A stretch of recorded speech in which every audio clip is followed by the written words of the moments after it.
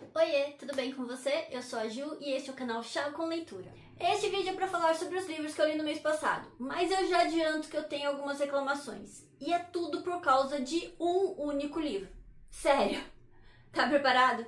Vamos lá? E o primeiro livro que eu li foi O Último dos Moicanos, de James Fenimore Cooper. Este aqui não foi o meu problema da leitura do mês passado, porque este livro é muito bom mesmo. Ele fala sobre um período ali dos Estados Unidos em que eles ainda eram uma colônia e que eles estavam passando por uma disputa territorial com a França. No começo da história, nós acompanhamos duas irmãs, a Cora e a Alice, tentando chegar até o pai delas. Ele comanda um forte que está sendo sitiado pelos franceses. Eu não entendi qual foi a lógica que passou na cabeça dessas duas meninas que decidem sair de onde elas estavam, um lugar seguro, para passar por uma viagem de vários dias no meio da mata para chegar até o pai delas que está sendo sitiado pelos franceses. Eu realmente não entendi o que passou na cabeça delas de querer ir nessa aventura, duas meninas jovens e sem nenhum talento ali para sobrevivência, diga-se de passagem. Mas o maior problema é que o próprio guia delas é um cara suspeito. Por questões de segurança, elas decidem não ir junto com o grupo principal que está indo até o forte do pai delas, porque eles seriam tipo um comboio muito grande, lento e que chamaria muita atenção de inimigos. Então elas decidem fazer essa viagem de um jeito mais discreto, apenas as duas, e um soldado, Duncan, que é realmente muito prestativo, ele é uma pessoa boa, uma pessoa que se pode confiar, mas eles decidem, o Duncan, na verdade, acha como guia um índio que é realmente uma pessoa desonesta, uma pessoa que tem vários motivos para não querer que essas meninas cheguem onde elas deveriam chegar. Felizmente, logo no começo da jornada, eles encontram um caçador e seus dois amigos moicanos. E eles, além de serem pessoas boas, pessoas honestas, são pessoas também muito conhecedoras da região e elas percebem que esse grupo está indo para o caminho oposto ao qual eles deveriam ir. É claro que quando o guia foi confrontado sobre isso, ele não tinha opção além de fugir. Por incrível que pareça, essas meninas chegam no forte do pai delas. E eu tô falando isso porque eu esperava que o livro todo fosse uma aventura para elas conseguirem chegar lá. E na verdade foi só o comecinho, porque esse caçador, esses dois moicanos e o caçador ajudam elas a chegarem lá, não sem problemas, claro. Eles acabam tendo algumas brigas ali, mas elas conseguem chegar em segurança até o pai delas. Mas esse não foi o final da história. Acontece que o forte do pai delas acabou caindo realmente nas mãos dos franceses. Mas eles não foram um problema dessas meninas. Eles foram muito cavalheirescos até na rendição dos soldados do forte ali. Foi uma situação bem, como se diz, bem cerimoniosa. Foi até muito bonitinho, eu não esperava isso. Mas o problema acontece depois disso, porque o forte foi tomado, então as pessoas tiveram que sair de lá. E no caminho para fora, eles foram atacados por um grupo de índios, instigados pelo tal do guia lá do começo da história. Acontece que esse guia era muito influente ali no grupo dele, na aldeia dele. Ele era meio que um líder ali dos índios. E ele realmente queria vingança. Ele era uma pessoa muito ruim. E ele não gostava do pai das meninas e tinha um certo interesse em uma delas. Então, no final das contas, essas meninas foram sequestradas. E nem o pai, nem o Duncan, que era uma pessoa que era muito protetora com relação às duas, não só na viagem, mas enquanto elas estavam no forte, era uma pessoa que cuidava das duas. Nenhum dos dois ficou sabendo do que aconteceu, porque quando eles tiveram essa rendição, o grupo militar teve que ir na frente. E as famílias, as pessoas que viviam dentro do forte, os civis, tiveram que vir atrás. E foi justamente essas pessoas que estavam atrás que foram atacadas. E ninguém ficou sabendo do que aconteceu com as pessoas que não morreram, né? O que não estava ali de corpo, eles nem sabiam o que tinha acontecido. Felizmente, mais uma vez, eles puderam contar com a ajuda do caçador e seus amigos moicanos. Eles conseguiram rastrear o paradeiro das duas para saber onde elas estavam sendo mantidas cativas e começaram toda uma operação para conseguir resgatá-las. E é nessa parte que a gente fica conhecendo melhor os moicanos, o Uncas e o pai dele. Os dois são muito honrados, muito valentes, mas o Uncas acaba se sobressaindo na história porque, além de tudo, ele também é muito talentoso. É principalmente por causa dos talentos dele e do Olho de Falcão também, o caçador, o amigo deles, que essas meninas conseguem ser resgatadas. Outra coisa que vale a pena ressaltar é a personalidade das duas irmãs, porque enquanto você tem uma que busca resolver os problemas, você tem outra que não só não ajuda em nada, como muitas vezes atrapalha. De qualquer forma, o livro é muito bom, ele passa realmente aquela sensação de ansiedade, de você, parece que você tá indo junto com os personagens nas batalhas e nas buscas. É muito gostoso de ler, eu adorei os personagens, eu gostei muito da representação dessa época dos Estados Unidos, e este livro aqui acaba sendo um marco, porque foi um dos primeiros livros que falou dos índios como pessoas boas e não como os inimigos dos colonizadores. E o segundo livro que eu li foi Senhora, de José de Alencar. Eu vou confessar que eu sempre ouvi as pessoas falando deste livro de um jeito que me parecia que elas falavam bem, que elas falavam que era um bom livro. Mas no vídeo que eu falei que eu ia ler este livro, eu recebi um comentário falando que não, que é justamente o contrário. E eu fiquei bastante preocupada antes de começar a ler. Felizmente, eu não achei nada de errado com este livro, eu gostei bastante, na verdade. Ele é muito bem escrito, as ideias são passadas de uma forma bem simples, que a gente consegue entender os personagens, visualizar as cenas, e até de um jeito que a gente vai ficando meio instigado a saber o que de fato aconteceu com esse casal. Mas eu tô me antecipando, vamos lá.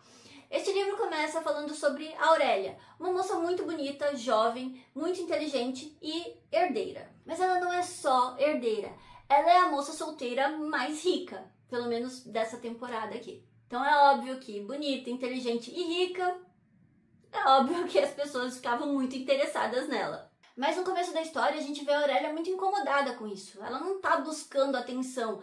Ela na verdade se ressente desse tipo de atenção que não é sobre ela, é sobre o que ela tem. O nosso outro protagonista é o Seixas, um rapaz que também tem certa influência na sociedade. Basicamente porque ele é muito sociável, ele é uma pessoa que sabe lidar com os outros. Bem no comecinho da história, o Seixas está viajando, então ele não fica conhecendo essa moça que acabou de debutar na sociedade. Mas é estranho que quando ele chega, quando ele finalmente descobre que tem uma nova pessoa ali disponível para casamento, ele refuta totalmente, ele já sai dizendo que ela está fora de alcance para ele. E ao longo da história a gente descobre que ele tinha esse sentimento porque os dois já se conheciam. E o Seixas não tinha sido muito bom para Aurélia. Mesmo assim, a Aurélia está decidida a se aproximar dele, porque ela, na verdade, quer vingança. E o jeito que ela descobriu de se vingar dele é casando com ele. O Seixas vem de uma família que não tem muitas posses. O pai dele morreu cedo e deixou uma certa herança, mas o Seixas, sendo uma pessoa que quer crescer socialmente, precisava fazer uso dessa herança. E a verdade é que ele fazia uso de tudo que ele podia e deixava a mãe e as irmãs praticamente vivendo na miséria para sustentar ele. Esse é um ponto bastante chocante porque elas literalmente trabalhavam dia e noite fazendo costura para fora para ganhar dinheiro, enquanto ele gastava muito dinheiro para comprar roupas caras e viver uma vida de aparências para conseguir status social. Isso fica muito claro numa vez que ele decidiu levar a família dele para o teatro. E não foi porque ele tinha muito bom coração, foi porque ele ouviu uma amiga alfinetando a irmã dele, falando que o irmão não se importava, que elas não saíam de casa. E ele ficou um pouco com vergonha e decidiu levar a família para o teatro. Só que quando ele chegou lá, as pessoas começaram a tirar sarro, fizeram comentários de como se ele tivesse pego pessoas mendigas na rua para fazer alguma caridade.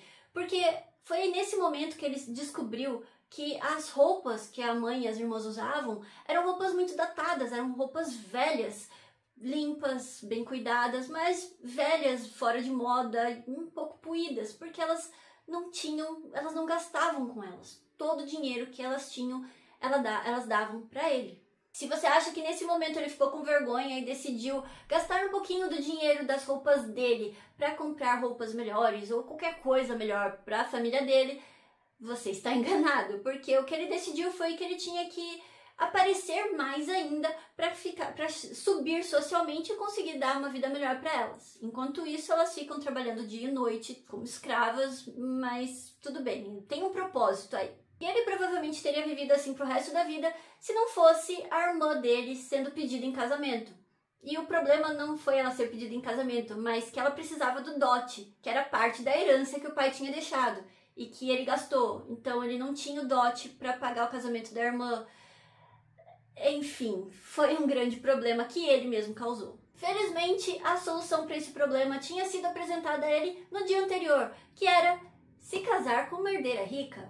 Pra ser justa, eu tenho que dizer que no dia que ele recebeu essa proposta, ele negou. Mas no dia seguinte, a situação tinha degringolado tanto que ele não teve opção a não ser aceitar. Ele aceitou se casar com essa herdeira rica que fez uma proposta para ele, sem nem saber quem ela era. Ele ficou muito surpreso quando ele descobriu que essa herdeira era a Aurélia. Mas, vendo que ela realmente queria se casar com ele, ele ficou muito feliz, porque, como eu disse, ela era muito bonita e muito inteligente. E como eles já tinham se conhecido antes, ele, do jeito dele, ele gostava dela. Então o casamento foi acertado e tá todo mundo muito feliz, até a noite de núpcias, quando a Aurélia decide colocar as cartas na mesa. Na noite de núpcias deles, a Aurélia chama ele para conversar e joga na cara dele tudo que ela sabe sobre ele, que, na verdade, ele era um vendido e que ela tinha comprado um marido. Nesse momento, ela esperava que ele ficasse chocado por ser descoberto, que pedisse perdão, que implorasse para ser perdoado e se desculpasse por tudo que ele fez.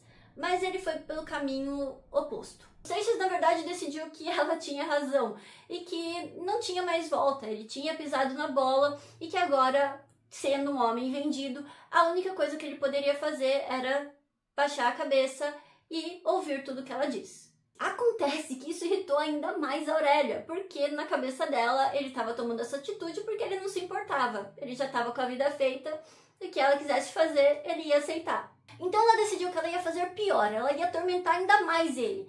E o Seixas decidiu que estava tudo certo porque ele merecia e essa era a forma dele espiar os pecados dele, as coisas que ele tinha feito para ela. E quanto mais ele tinha essa atitude, mais ela queria torturar ele, mais ele abaixava a cabeça e mais ela ficava irritada e a situação ia escalando. Ao longo da história a gente vai descobrindo o que aconteceu com eles, como eles se conheceram, qual era o relacionamento deles, como acabou, por que acabou, e a gente descobre também sobre como a Aurélia se tornou uma herdeira.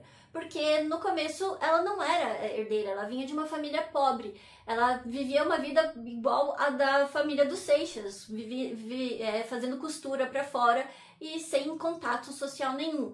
Até que um dia a situação dela mudou. Foi nesse momento que ela começou a maquinar a vingança dela contra os Seixas. Este livro aqui é muito novela das nove. Eu tô dando risada porque quando a gente vai contando parece muito ridículo. Mas quando você tá lendo, você vai vendo as maquinações, o ressentimento, a forma como os personagens vão se desencontrando, se desentendendo.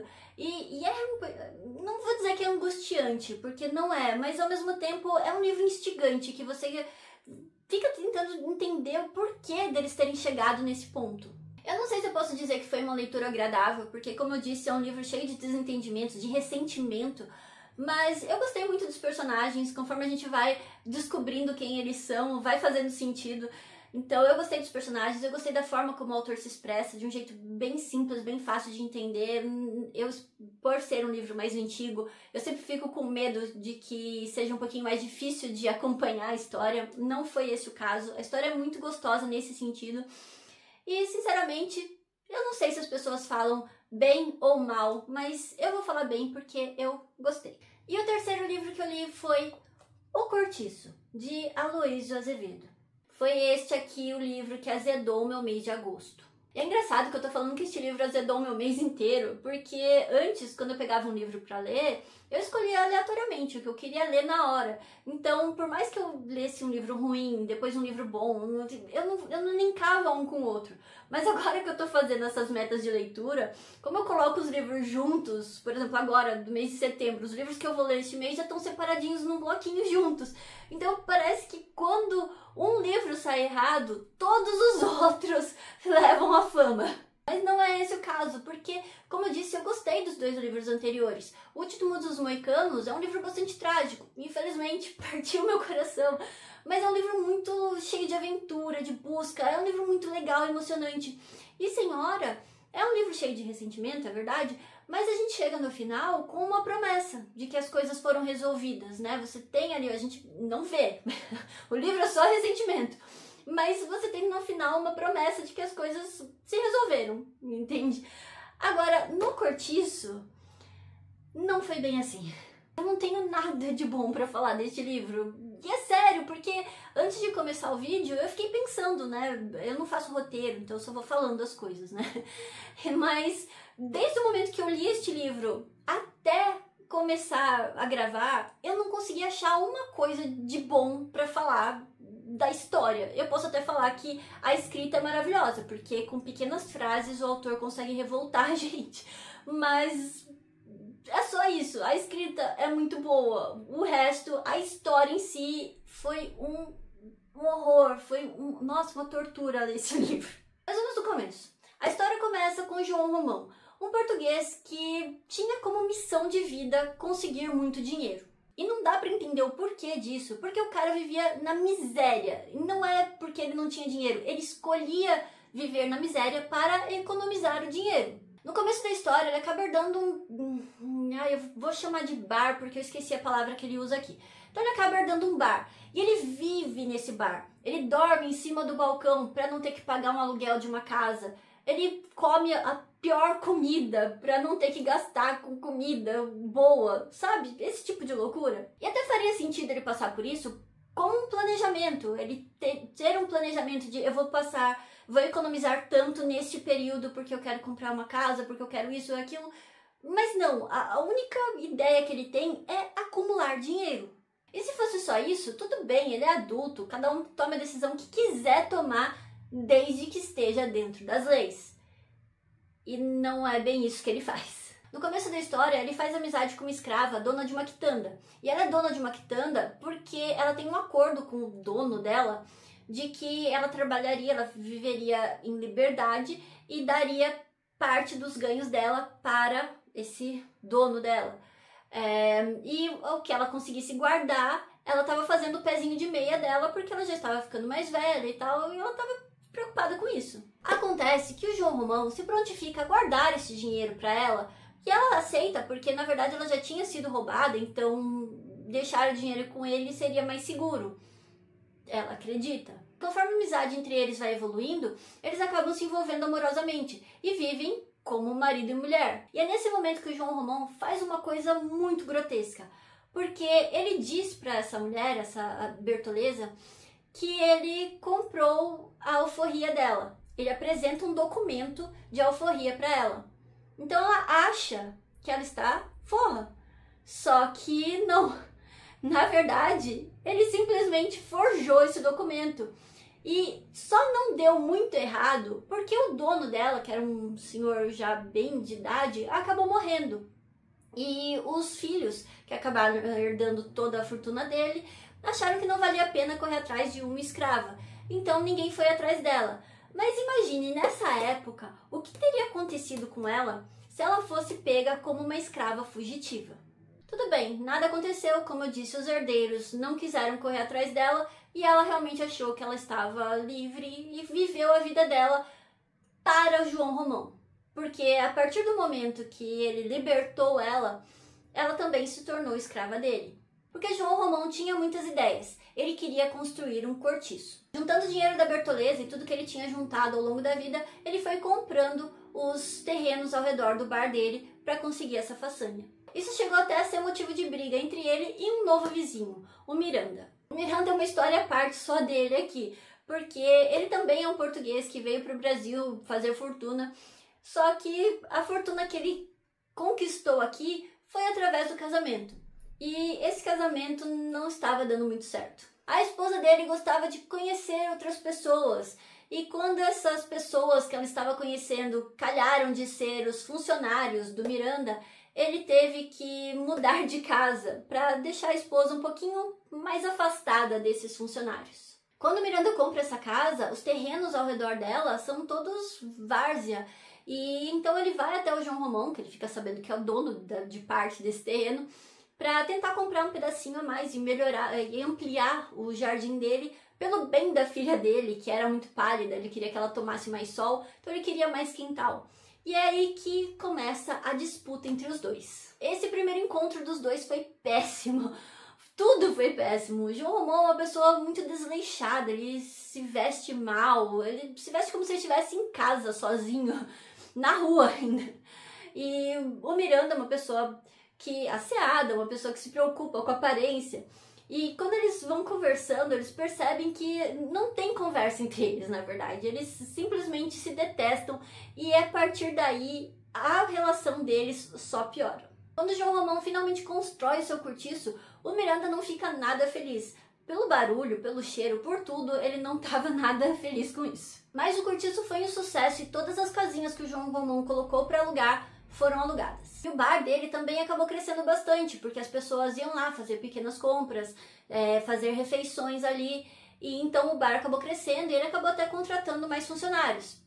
E além da Bertoleza, que trabalhava de domingo a domingo, antes do nascer do sol até depois do pôr do sol, trabalhando muito para construir o patrimônio deles, porque eles vivem juntos. Bom, se o dono do cortiço não é lá essas coisas, os moradores também não são lá essas coisas. Não é que eles sejam todos pessoas ruins, mas a situação em que eles vivem ali não favorece muito, sabe? O lugar tem todo tipo de gente e todo dia tem algum novo escândalo estourando. Em todas as famílias ali acontece alguma coisa. Outra coisa é que atrás do cortiço tem uma pedreira e o João Romão comprou parte dessa pedreira para explorar ali e ganhar mais dinheiro. Um belo dia um homem aparece para conversar com o João Romão sobre uma proposta de emprego nessa pedreira. Esse homem, Jerônimo, também é um português que veio para o Brasil fazer fortuna. Ele veio com a esposa e com a filha. Quando ele vai conversando com o João Romão, ele mostra que ele é um homem de caráter muito firme. Ele sabe o que ele quer, quanto ele vale,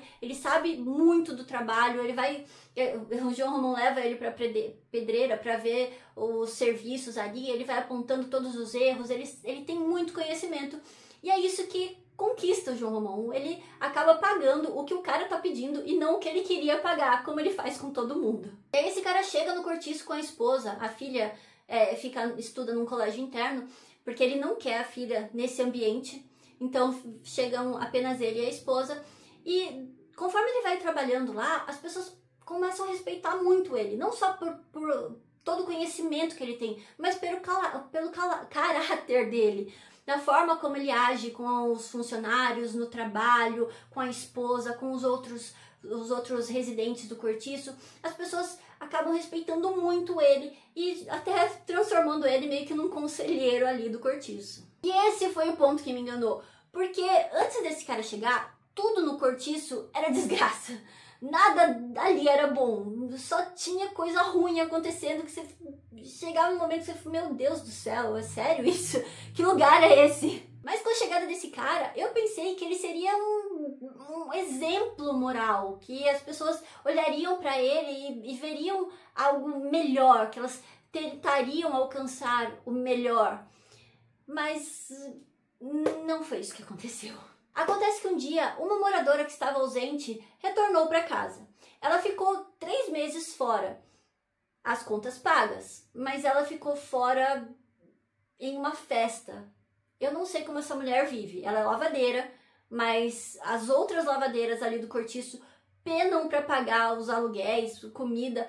Essa, Rita Baiana, não só não tem problema nenhum em ficar 3 meses sem trabalhar na festa, como ela também consegue pagar suas contas, ter roupa, ter comida, enfim, eu não sei como essa mulher vive. Em todo caso, ela volta para casa e o Jerônimo fica obcecado por ela. Esse homem que nunca tinha faltado no trabalho começou a ser mais desleixado. Um homem que nunca tinha bebido começou a beber, começou a fumar, começou a discutir com a esposa e por aí vai. Acontece que a Rita Baiana tinha um namorado. Ela não vivia com ele, ela não era casada. Aliás, ela era contra o casamento, porque o casamento, os homens no casamento tratavam mal as mulheres, enfim. Mas ela tinha um namorado. Esse namorado era bastante ciumento e ele percebeu que a Rita e o tal do Jerônimo estavam meio que flertando muito descaradamente. E esse flerte dos dois foi crescendo tanto que acabou numa briga entre o Jerônimo e o namorado da Rita, o Firmo. O Jerônimo achou que ele tinha muita vantagem, porque ele era grande, espadaúdo, forte, e o Firmo era um homem magrinho, bem flexível, na verdade. Esse namorado da Rita Baiana não era só um cara ciumento e briguento, ele era um mestre capoeirista. Nessa briga entre os dois, ele levou muita vantagem. Aliás, a briga não foi só entre os dois, mas ele conseguiu ganhar a briga entre várias pessoas e, numa fatalidade, ele acabou puxando uma faca e cortando o Jerônimo. E eu vou dar um spoiler aqui, aliás, daqui pra frente eu vou dar vários spoilers, então se você não quiser saber, pula pro próximo livro, porque eu acho que eu não vou conseguir guardar pra mim. Bom, Jerônimo não morreu, mas ele passou um mês internado, com a esposa cuidando dele com muita devoção. Eu vou dar uma pausa na parte dele pra falar de outras coisas que aconteceram até antes de tudo isso, mas depois eu retorno pra ele. Deixa eu falar de alguns pontos que pra mim foram muito difíceis de engolir. O primeiro não foi nem no cortiço, foi na casa ao lado. O Miranda, o inimigo do João Romão, estava recebendo um rapazinho, um garoto de 15 anos, filho de um homem abastado, que mandou o filho para a cidade e precisava de alguém para cuidar dele e das finanças dele. Enquanto o menino estava se hospedando na casa, ele se tornou muito amigo da esposa do Miranda. Aquela esposa que teve que ser afastada dos funcionários do Miranda. De novo, o menino tinha 15 anos. E quando eu li isso, eu tentei passar pano do jeito que eu sempre passo. Ah, naquela época era diferente. Mas vai acontecer uma coisa mais pra frente que vai provar que não era tão assim, essa coisa aí da idade. Mas ainda falando do menino, ele também gostava muito de olhar para o cortiço, para as moças do cortiço. E acontece que o pessoal ali não dava muita bola pra ele, mas um dia ele conseguiu chamar a atenção. Infelizmente ele chamou a atenção de uma mulher casada, e o marido acabou pegando os dois juntos. Na verdade, não os dois juntos, mas ele sabia exatamente o que tinha acontecido ali. Então, obviamente, saiu mais um dos escândalos do cortiço. A mulher apanhou do marido e foi jogada na rua. E a única pessoa que se preocupou em ajudar ela, ou que podia ajudar ela, foi a Rita Baiana, uma pessoa de coração muito nobre. Abrindo um parênteses aqui, depois de ajudar essa mulher, a Rita sai falando sobre como o casamento é ruim, como é bom ser livre e não ter um homem que te prenda e que te maltrate. Mas tá, no final das contas essa mulher se resolve, eu não vou voltar a falar dela, vou pular pro próximo caso que também foi bastante chocante. Acontece que um dia uma das lavadeiras do cortiço descobre que a filha dela está grávida. Depois de muita surra, a mãe descobre que o pai da criança é um dos funcionários lá do bar do João Romão. E aí é óbvio que ela vai lá tirar satisfação com o cara, junto com todo mundo do cortiço. E aí quando essa gangue chega no bar pra confrontar o funcionário do João Romão, é que a mãe fala uma coisa interessante. Ela fala pra ele, ela é menor de idade. Só pra deixar claro, eu não sei se o livro chega a falar quantos anos esse funcionário tinha. Eu não lembro, se falou, eu realmente não gravei. Mas eu imagino ele com pelo menos uns 30 anos. E ele, desde o começo da história, é descrito que ele sempre se engraçava com as meninas que iam lá frequentar o bar. No final das contas, o João Romão dá um jeito de resolver ali a situação. Do melhor jeito pra ele, claro. Ele conseguiu evitar que a turba ali causasse uma confusão, um lixamento do funcionário dele, prometendo que o funcionário, se não casasse com a menina, pagaria o dote. Então a mãe, a menina e toda a turba que foi ver o que estava acontecendo saíram e o João Romão deu um jeito de... Na verdade, eu vou dizer que ele protegeu o cara porque ele deixou o cara fugir. Mas ele, na verdade, estava tirando vantagem para si próprio porque ele não pagou o cara. Ele disse pro cara ir embora, então ele ficaria com todo o dinheiro que o funcionário teria direito de receber para dar de dote para a menina. E é claro que você já sabe que ele não deu o dote para a menina. No final das contas, a mãe ficou revoltada, bateu tanto na menina que ela fugiu. E isso deixou a mulher quase que catatônica. Ela não sentou no meio da rua e não conseguia fazer mais nada a não ser chorar. João Romão, sendo uma pessoa que não tem sentimento algum, ficou de saco cheio com isso, mandou despejar a mulher e ainda chamou a polícia para prender ela por estar ali causando comoção no meio da rua, na frente da casa dele. E ele, na verdade, tomou essa atitude não só porque ele estava de saco cheio, porque a mulher estava atormentando ele, mas porque ele descobriu que o Miranda, o vizinho odiado, ia receber o título de barão. E esse foi um ponto que deu um clique na cabeça do João Romão, porque ele ficou morrendo de inveja. João Romão vivia como um mendigo, ele tinha muito dinheiro acumulado, mas ele não gastava com ele, na verdade só queria acumular, e sem motivo nenhum, porque ele não tinha planos de gastar esse dinheiro, ele não tinha herdeiros, ele não tinha nada, ele só queria ter o dinheiro guardado ali, tipo tio Patinhas no cofre dele, ele simplesmente vivia para ganhar dinheiro, sem pensar no que fazer com esse dinheiro. E quando ele percebeu que o Miranda tinha propósitos em ganhar dinheiro, o Miranda planejou conseguir esse título de barão, ele ficou totalmente... não era só inveja, ele ficou aterrado de ver que ele estava desperdiçando a vida dele. Ele realmente não conseguiu superar essa conquista do inimigo dele. Acontece que quando essa lavadeira estava revoltada, ela acabou falando sobre botar fogo nesse cortiço, botar ele abaixo. E para ela isso foi da boca para fora, mas tinha alguém ouvindo. E esse alguém decidiu botar o plano dessa mulher em prática. Um dia, numa grande comoção que estava acontecendo ali no cortiço, um incêndio começou, bem no quartinho de onde essa lavadeira foi despejada. Se uma comoção já estava acontecendo, uma guerra civil ali dentro do cortiço, depois do incêndio o negócio piorou muito. Mas tudo bem, não houve grandes danos e sendo o cortiço um lugar caótico, não foi nada tão fora assim da vida diária deles. Eu vou voltar pro Jerônimo agora e eu vou acabar com o arco dele, porque tem mais uma coisa que eu quero falar, mas essa coisa foi a que mais me aterrou lendo esse livro, então eu vou empurrar ela um pouquinho mais pra frente. Como eu disse, o Jerônimo não morreu, mas esse tempo que ele passou no hospital, ele passou matutando. Então, quando ele saiu, ele tinha uma ideia muito certa do que ele tinha que fazer. Ele tinha que se vingar do tal do Firmo e conseguir a Rita Baiana. E aí, ele contrata 2 homens do cortiço para ajudar ele nesse primeiro propósito, porque o Firmo é um covarde. Ele puxou uma faca no meio de uma briga de braços. Eu não contei, né, mas o Jerônimo tinha um bastão, mas assim, a faca é diferente de um bastão, tá? Em todo caso, o Firmo é um covarde. Nessa briga entre eles, ele puxou uma faca. Então, o Jerônimo contratou 2 caras para fazer uma emboscada para enganar o Firmo e pegar ele. É isso. Então, eles mandaram um cara para embebedar o Firmo e atrair ele para perto de onde os outros 2 estavam. E eles realmente conseguiram fazer essa façanha e deu tudo certo para eles. Depois disso, com o Firmo definitivamente fora do jogo, o Jerônimo pôde finalmente ir até a Rita Baiana. Os 2 firmam um compromisso deles nesse momento e começam a fazer os planos deles para fugir. Aí eu só vou ressaltar umas coisas. A esposa do Jerônimo fica extremamente preocupada por ele não voltar para casa. Ele acabou de sair do hospital, chegou no cortiço, já saiu e não voltou mais. Ela ficou extremamente preocupada, mas ela percebeu que tinha alguma coisa errada. E ela foi questionar a Rita Baiana se ela estava tendo alguma coisa, ela pergunta para a Rita Baiana, você vai se mudar? E a mulher ficou indignadíssima, porque a esposa do homem com o qual ela ia fugir estava questionando ela. As 2 saem no braço e infelizmente a esposa do Jerônimo não levou a melhor nessa. No final das contas, os 2 acabam realmente fugindo, tem uma outra grande comoção no cortiço e eles conseguem, a Rita Baiana, porque o Jerônimo já tinha saído, já tinha ido embora para preparar o ninho de amor deles. E a Rita Baiana, na comoção, consegue fugir mais facilmente. E os 2 começam a viver juntos.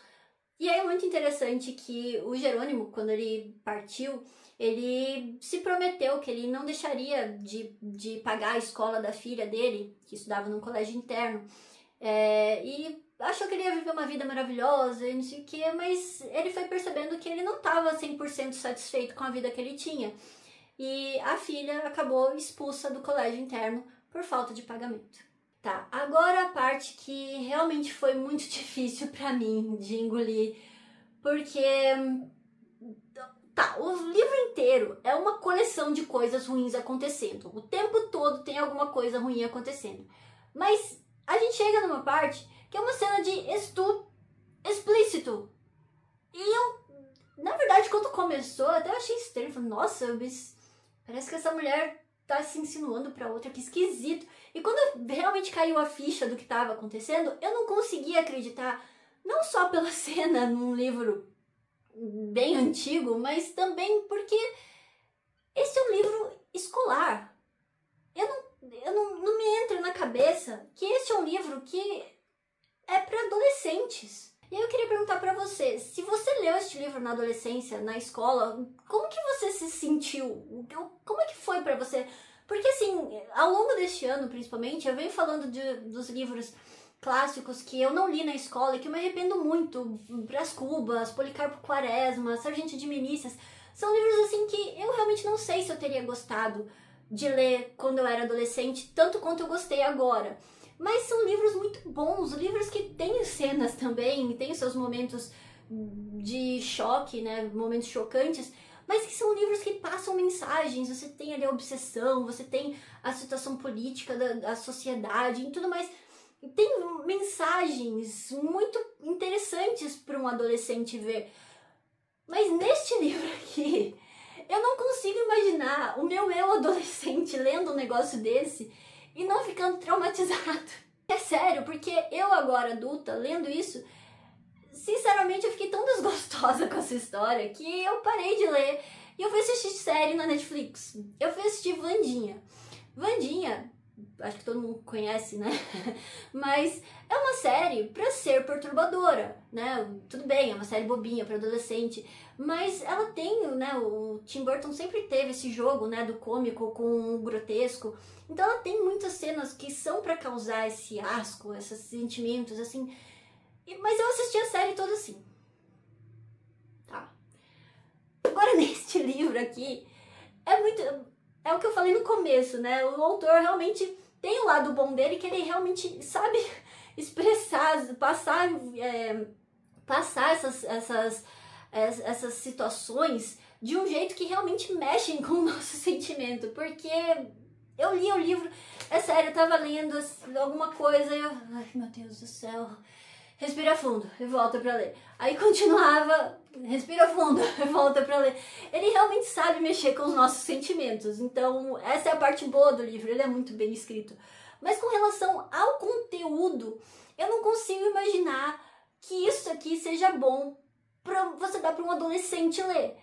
Eu realmente não me arrependo. Este é um dos livros que eu não me arrependo de não ter lido na adolescência, porque com certeza ele teria me traumatizado. Mas se você leu esse livro na adolescência, por favor, me conta como foi essa experiência pra você, porque eu realmente fiquei muito chocada de imaginar que qualquer órgão educacional no mundo poderia passar um livro desse, com uma cena dessa, para adolescentes.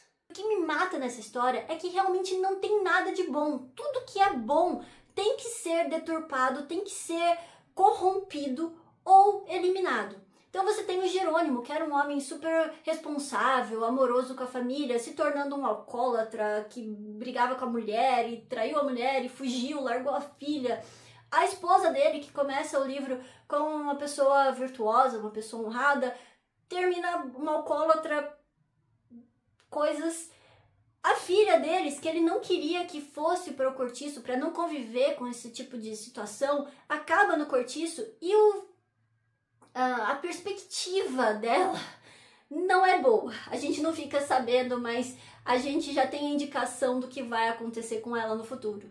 Essa menina que foi acaba abraçando essa vida, largando o marido e se tornando uma mulher da vida.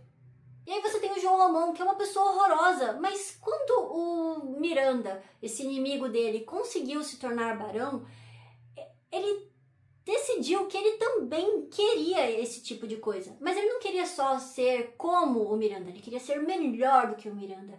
Então ele começou a empenhar todo o dinheiro que ele tinha nessa façanha, para conseguir atingir esse objetivo de conseguir um título melhor do que o do Miranda. E ele conseguiu isso através de mais atitudes ruins.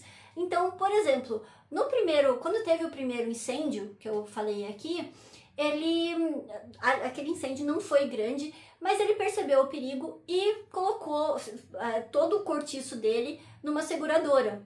Então, quando teve um segundo incêndio que destruiu o cortiço todo dele, ele ganhou muito dinheiro com isso. Ele ganhou. As pessoas que moravam lá perderam tudo. E não só isso, enquanto um dos moradores que moravam lá, que vivia que nem o João Romão, pior do que o João Romão, o cara vivia como um mendigo mesmo. Mas ele vivia assim também pela mesma razão do João Romão. Ele queria ter dinheiro. Quando o incêndio começou, ele tentou tirar esse dinheiro de dentro da casa dele. Mas ele era uma pessoa franzina, era muito pesado, ele não conseguiu. E o João Romão foi ajudar. E eu pensei que ele fosse ajudar o cara, mas não. Ele percebeu que o cara estava tentando segurar, proteger as coisas que ele estava carregando, e ele percebeu que aquilo tinha valor, então ele foi lá tomar do cara os pertences dele. E esses pertences eram muito dinheiro mesmo. Só o dinheiro que ele pegou desse cara poderia fazer refazer o cortiço. Então nesse incêndio ele conseguiu o dinheiro da seguradora para refazer o cortiço e o dinheiro que ele roubou do cara que ele deixou lá para morrer. E no final das contas ele reconstrói o cortiço, mas não como um cortiço. Ele constrói como uma vila, com casas boas para pessoas de condição um pouquinho melhor. E a própria casa dele também é reformada. O bar, que era um bar e um quartinho para ele, virou uma casa luxuosa. Tudo isso com dinheiro que ele tomou do cara, que, meu Deus, ele deixou o cara para morrer. Nessa fase da história, ele já estava se vestindo melhor, ele estava socializando com a alta sociedade, tudo para conseguir passar a imagem de um homem influente e conseguir o que ele queria da vida, que era o título melhor do que o do Miranda. Mas nesse momento, Miranda já não é mais o inimigo dele. João Romão ainda tem inveja, ainda quer ser melhor do que o Miranda. Mas os dois são amigos, né? E o Miranda, na verdade, gostaria muito que o João Romão casasse com a filha dele. A única coisa que impede esse casamento é a Bertoleza, a mulher que tá com ele há anos. Parece que foi rápido, mas essa história aqui se passa em anos. E ela já está idosa e ela trabalhou, sério, eles falam aqui, ela trabalha de domingo a domingo, desde antes do nascer do sol até depois do pôr do sol. Trabalha que nem uma condenada para ele, para construir os bens que ele está usufruindo agora. Mas porque ela acha que é deles, eles estão construindo juntos. Quando ela percebe que ele está subindo socialmente e ela não, ela começa a ficar preocupada. Mas aí não tem muito que ela possa fazer, ela depende totalmente dele. E o que ele quer é se livrar dessa mulher, porque ele quer crescer socialmente e para isso ele não pode ter um casamento com uma ex-escrava. É absurda a forma como ele fala dela, como se ela fosse um empecilho na vida dele. A mulher que construiu, ele começou as compras ali dele com o dinheiro que ela tinha guardado.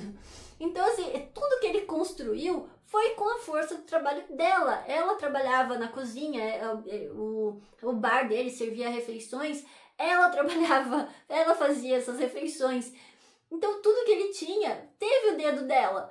Mas ele via essa mulher como uma pedra no caminho dele, ela que está atrapalhando a ascensão social dele.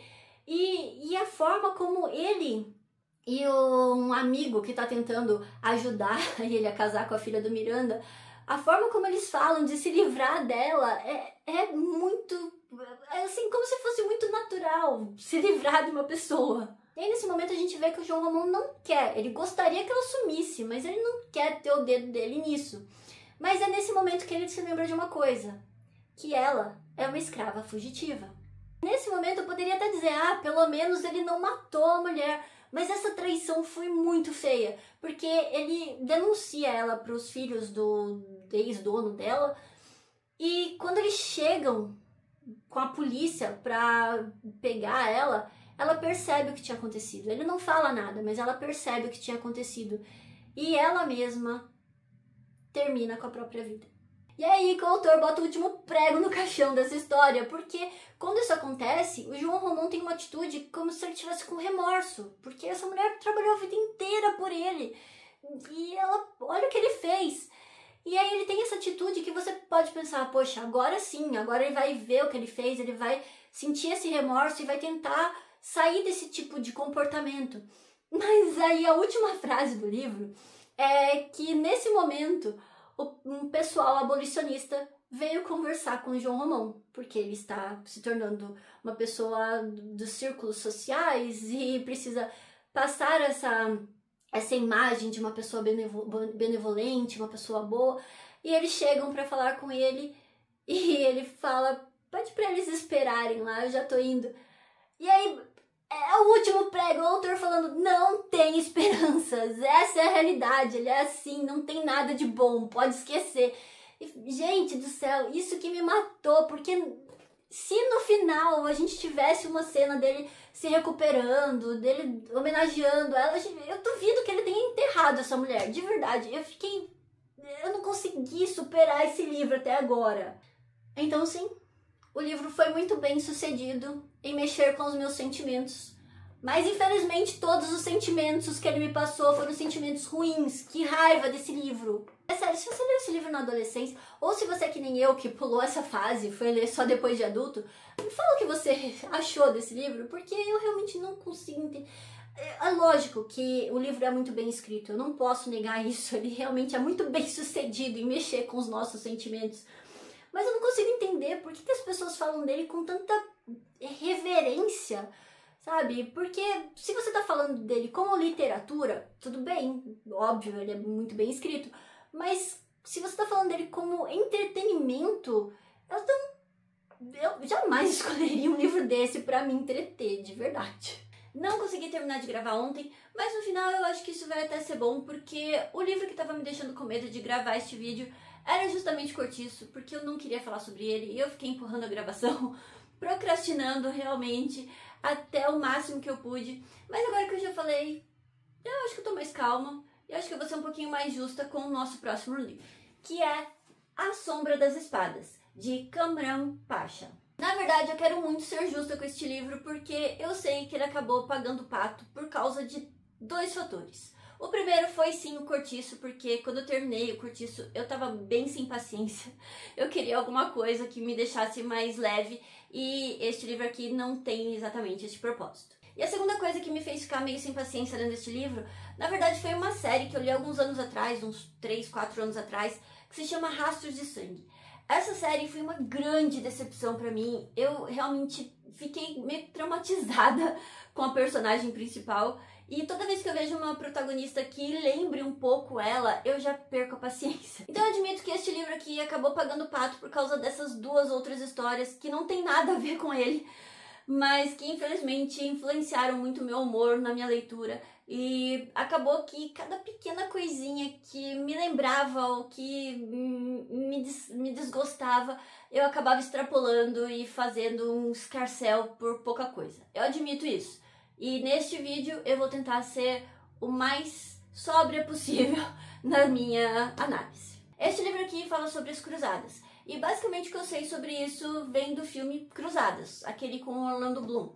E se você não assistiu, aliás, eu recomendo porque é muito legal. Mas voltando pro livro, a história começa com a gente acompanhando a Miriam, uma menininha judia em fuga, porque ela fazia parte de uma caravana com a família dela, e essa caravana foi atacada pelos Cavaleiros Cruzados. E eles fizeram várias atrocidades. A Miriam viu a mãe dela ser violentada e assassinada na frente dela antes do Cavaleiro Cruzado em questão virar para ela. E para salvar a própria vida, ela teve que correr muito. Isso que aconteceu é um fator determinante para a personalidade da Miriam, porque enquanto ela tá fugindo, ela tá culpando Deus. Tudo que aconteceu com ela e com a família dela, ela culpa Deus. Mas isso até é interessante porque enquanto ela tá fugindo, essa criança fugindo de um homem adulto, ela só conseguiu de fato fugir dele porque um fator sobrenatural aconteceu. Na verdade, uma tempestade de areia começou do nada e ela estava muito cansada, ela acabou desmaiando, mas quando ela acorda ela vê que o homem sumiu, ela está bem, ela vê uma caravana para quem ela pode pedir, uma outra caravana, né, para quem ela pode pedir ajuda. Então, ela teve ajuda, mas isso não importa, porque deste momento em diante ela não acredita mais em Deus. No capítulo seguinte, nós damos um salto de alguns anos e seguimos Saladino na batalha que ele finalmente consegue conquistar Jerusalém. E esse capítulo foi muito legal porque, como eu disse, eu não tenho muito conhecimento sobre as cruzadas, então cada nome que o autor ia citando no capítulo, eu ia procurando no Google, e essas pessoas realmente existiram. Ele realmente fez uma pesquisa, ele realmente colocou no livro todo pessoas que existiram, situações de batalhas, lugares, tudo. Foi muito bem pesquisado e foi colocado aqui, lógico, de um jeito... Ele fez um romance a partir dos dados que ele tinha, mas ele se baseou em fatos históricos. E eu achei isso muito legal, eu adorei isso. E aí nessa conquista a gente vê o caráter do Saladino, que historicamente é visto como uma pessoa muito honrada, muito justa, muito nobre. Até no filme Cruzadas ele é citado assim. Mas no livro a gente vê que ele entra em Jerusalém não tentando punir os cristãos que estavam lá, que tinham dominado, que tinham causado tantos desastres ali na região, mas tentando apaziguar e acomodá-los no novo regime. Após a conquista de Jerusalém, nós vamos para a França, encontrar Ricardo Coração de Leão. Ricardo era um jovem muito impetuoso, e quando ele ouviu que Jerusalém tinha caído nas mãos dos pagãos, ele ficou extremamente revoltado, e ele desafiou até o próprio pai, dizendo que eles deveriam sim enviar novos soldados e recomeçar a conquista desse lugar tão sagrado. Mas como nessa época o pai dele era o rei e não ele teve que aceitar que o pai dele não queria se envolver nisso. Infelizmente, um tempo depois, o pai dele morre.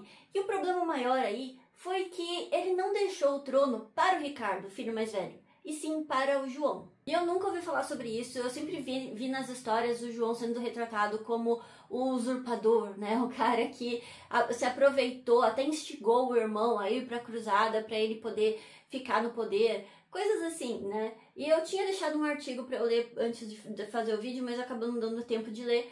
Mas aqui a história é diferente. Aqui a gente vê que o rei Henrique, na verdade, tinha deixado o trono para o João. E para disfarçar isso, o Ricardo acabou se livrando das testemunhas. E para reforçar o poder dele, ele achou que ele precisava de uma nova guerra. Algo para unir o povo em nome dele. A verdade é que o Ricardo brilhava nos campos de batalha. Por ser muito impetuoso, um bom estrategista, ele fazia com que os homens o admirassem. Então ele sabia que se ele conseguisse conquistar a Terra Santa, ninguém jamais ia contestar o direito dele ao trono. Então ele consegue juntar muitos soldados numa grande empreitada para voltar à Terra Santa e enfrentar os pagãos. Enquanto isso, em Jerusalém, as pessoas estão vivendo em paz, tá tudo certo lá. Mas é claro que as notícias de que uma nova cruzada ia começar chegam até Saladino e ele começa a ficar preocupado novamente. Eu preciso voltar um pouco porque essa história tem um outro protagonista, o Maimônides. Eu não sei se eu estou pronunciando o nome dele certo, mas foi assim que eu li e é assim que vai ficar neste vídeo. O Maimônides é um médico muito famoso, ele realmente existiu. E ele é um judeu que se tornou um conselheiro de Saladino. Por ser um médico muito bom, ele acabou se tornando o médico pessoal do Saladino, e por ser uma pessoa muito sensata, um rabino muito sensato, ele também se tornou um dos conselheiros muito queridos do Saladino. Esse Maimônides é tio da Miriam, e ele que acolhe ela quando ela volta do deserto órfã, ele que toma ela para criar como se fosse filha dele. Enquanto as batalhas estavam acontecendo, a esposa dele e a Miriam ficaram no Cairo. Mas agora que está tudo apaziguado, ele decidiu chamar a esposa e a Miriam para ficar com ele em Jerusalém. Quando elas chegam, o Saladino, que é o sultão, decide cumprimentá-las. Ele permite que elas venham até a sala de conferências ali para que elas prestem respeito, né, ao sultão. E é nesse momento que... o primeiro momento que eu não gostei da Miriam. Eu nunca vivi em uma corte, mas a gente ouve por histórias de todo tipo, até em ficção, que os conselheiros mais próximos do rei, ou nesse caso do sultão, são sempre são alvos das pessoas que querem chegar ao posto que eles têm. No caso do Maimônides, além dele ser uma pessoa que tem esse posto, ou seja, além dele ser uma pessoa que é invejada, definitivamente não em um bom sentido, além dele ser uma pessoa que é invejada, ele ainda é judeu, no mundo muçulmano. Ou seja, o cara é muito odiado ali, tem muita gente que quer sumir com ele. Eu pensaria que nesse caso não é pedir muito que a família dele tenha bom senso enquanto está lidando com essas pessoas, certo? Pois é, mas vamos ao primeiro encontro da Miriam com o sultão. A Miriam é uma jovem extremamente inteligente, extremamente bonita, extremamente ousada, extremamente fascinante. Ela é extremamente tudo. Ela é magnífica. Quando ela chega no palácio do sultão, ela atrai olhares porque ela é muito linda.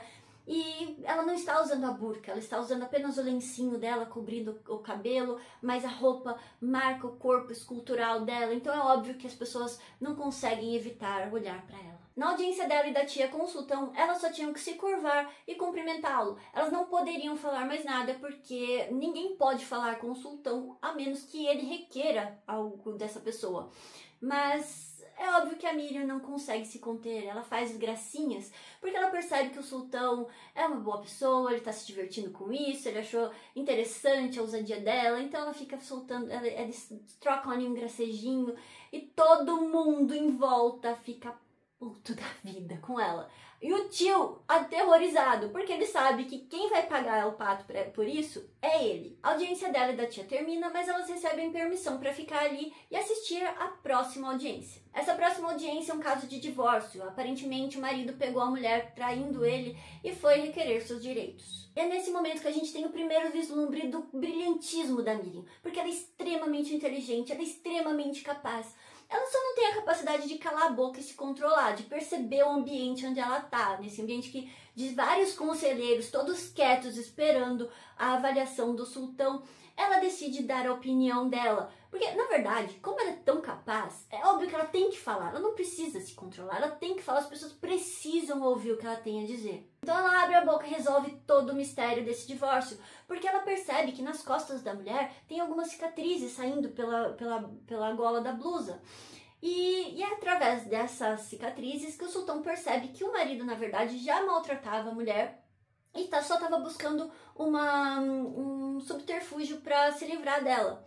Então, graças a Miriam, nessa sala lotada de gente, graças a Deus ela estava lá, porque só ela poderia ter percebido esse detalhe. Eu sei que eu tô sendo bastante maldosa aqui agora, mas eu quero dizer que quando eu li, eu fiquei um pouco revoltada, porque ela já tinha sido avisada que ela precisava ficar de boca fechada, ela já tinha percebido que ela não era muito querida ali, porque ela é judia, porque o tio dela é um conselheiro muito estimado do sultão, ela já tinha sido informada de tudo isso.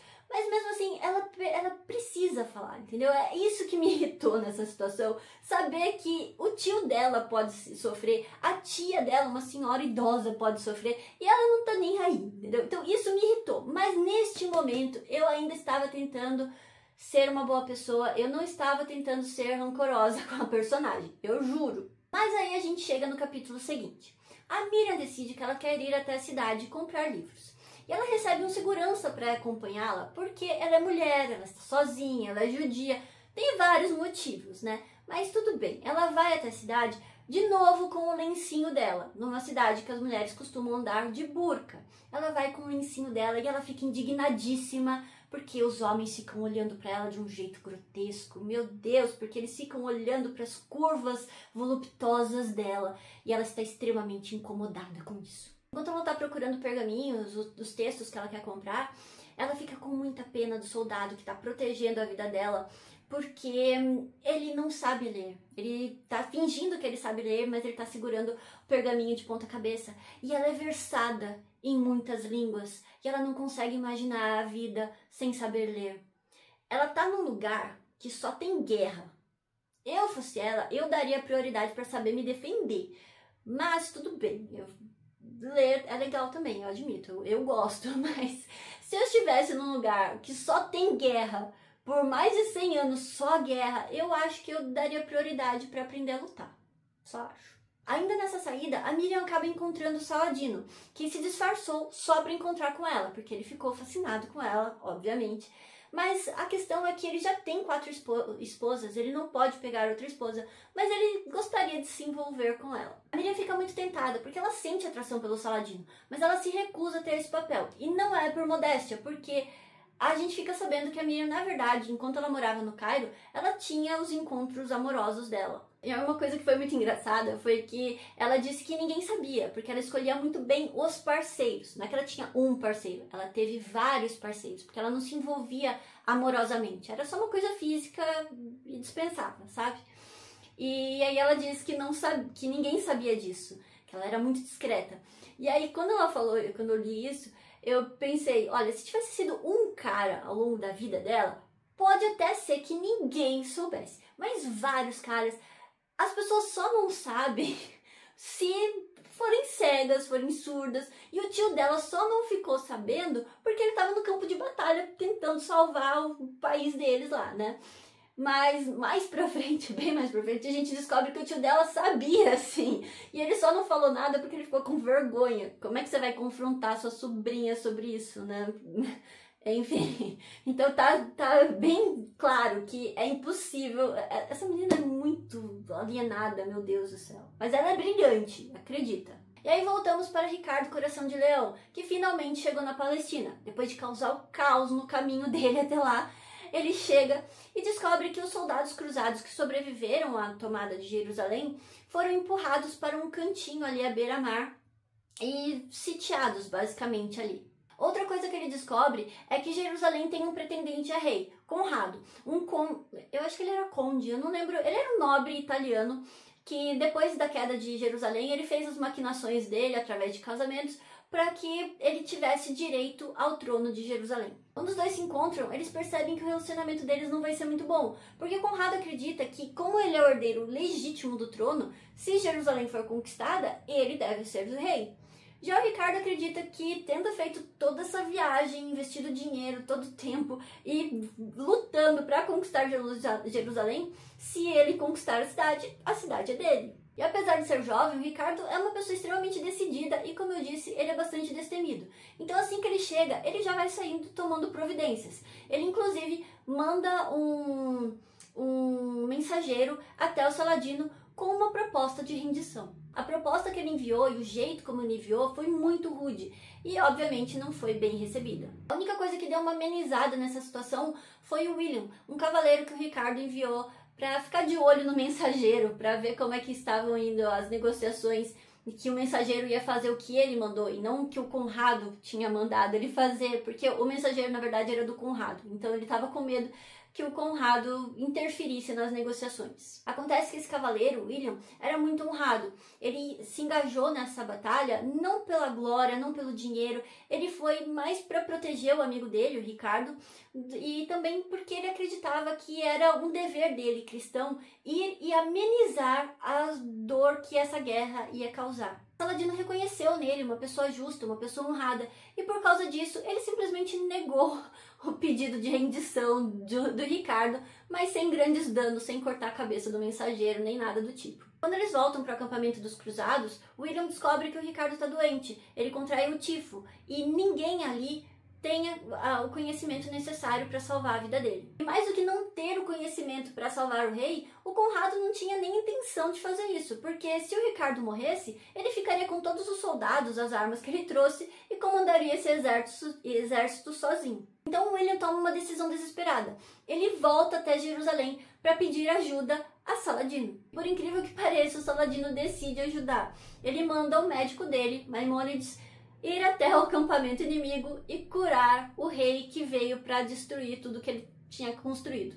Quando Maimônides fica sabendo da missão dele, ele volta para casa para pegar seus materiais e contar para a esposa e para a sobrinha que ele vai ficar fora por uns tempos. Elas conseguem arrancar dele o porquê dele ficar fora, ele acaba contando que ele está indo para o acampamento inimigo. Elas ficam muito preocupadas, a esposa chora, sai correndo. Mas a Miriam se mantém firme, porque ela sabe que o tio dela vai precisar de ajuda. E só ela pode ajudar, porque o tio dela tem reumatismo.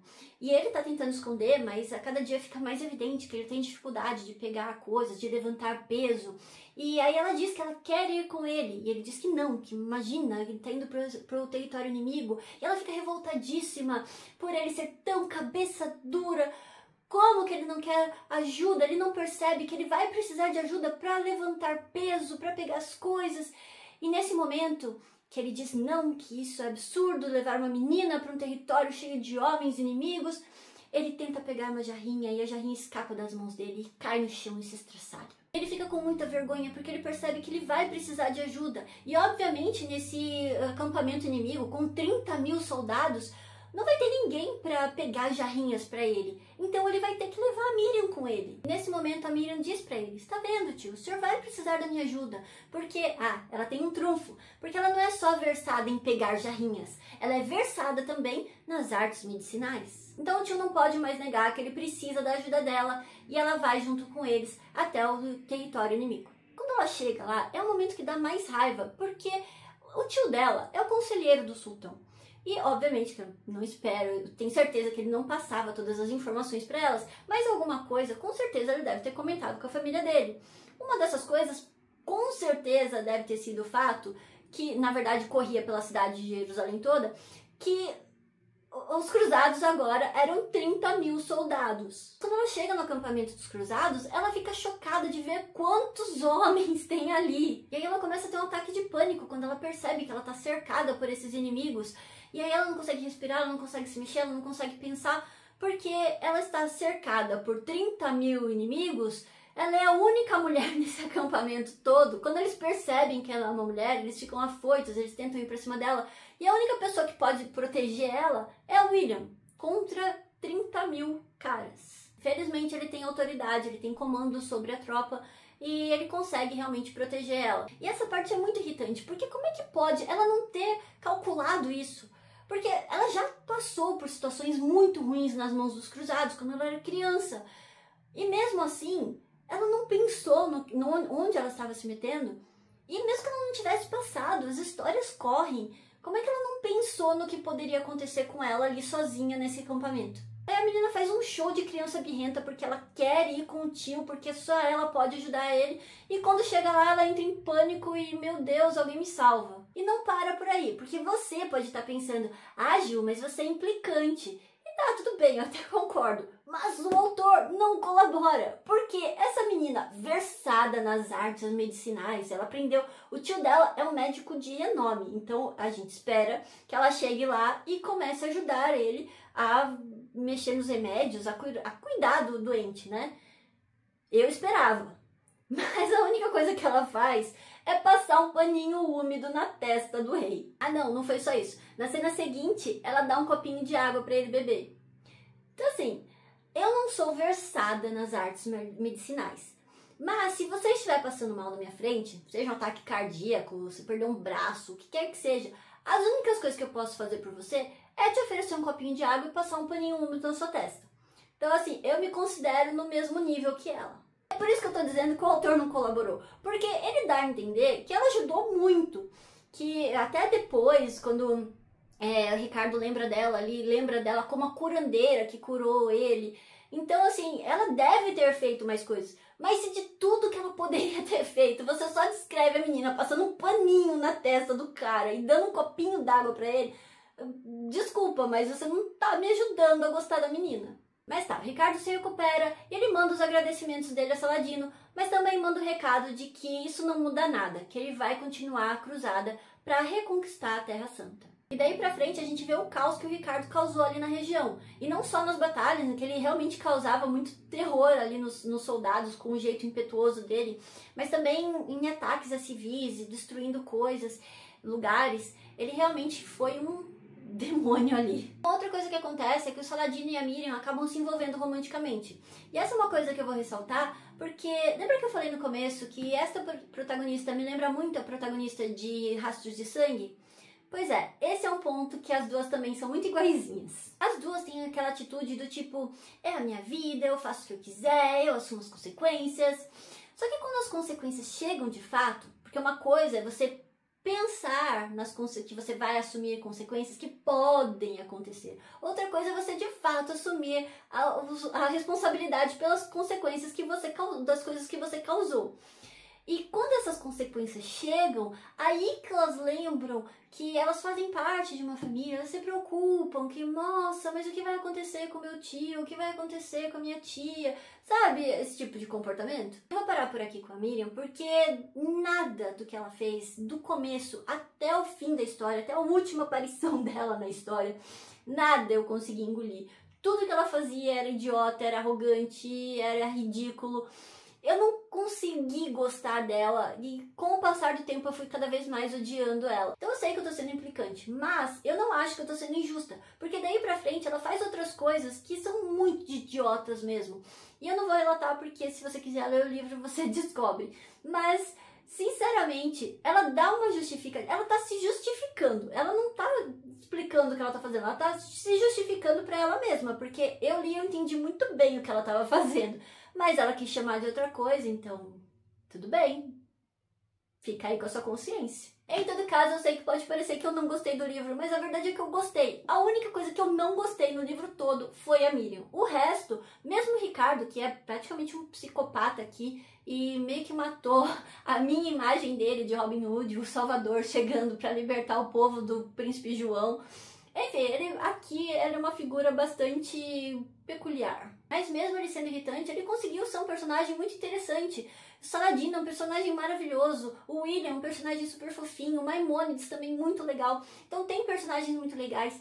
Tem fatos históricos misturados na história, personagens históricos também. É uma história muito bem desenvolvida, muito interessante. E eu vou dizer a você, depois de tudo que eu falei, eu quero dizer que eu recomendo sim. É um livro muito legal. Se você não tiver problema com a Miriam, eu tenho certeza que você vai amar essa história. E é isso, esses foram os livros que eu li no mês de agosto. E eu sei que eu reclamei bastante, eu lamento por isso. Se você assistiu até aqui, muito obrigada. Espero que você tenha gostado do vídeo. Um beijo, até o próximo vídeo.